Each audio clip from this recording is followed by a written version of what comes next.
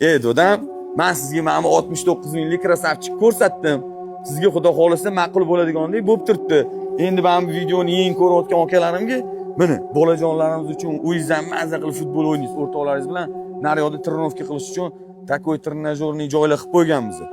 Aka, shaybani qidirib naryoqga chiqib yurmaysiz. Yoningizda shunday do'kon bor, hamma narsa bor. Insonga nima kerak bo'lsa hamma narsa. Eng g'alamisi bu yerda suvni boshlanishi. Kibray, yetiray, brat, nemetskiy posolkada turibmiz. Men bu hovlini 69 mingga o'zi talash bo'pti.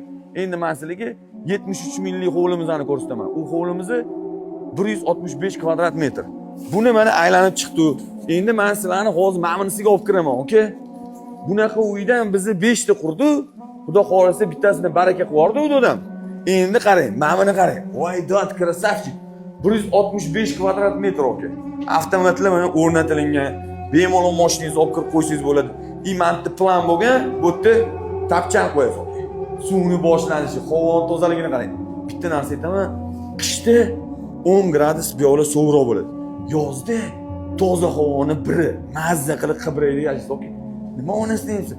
Sampiga 3 minut, 4 minutda chiqib olman, misol uchun. Yunusobodga bir 10 minutda yetib olman mashinamda, dey aka. Endi qaranglar, bismillahirrohmanirrohim.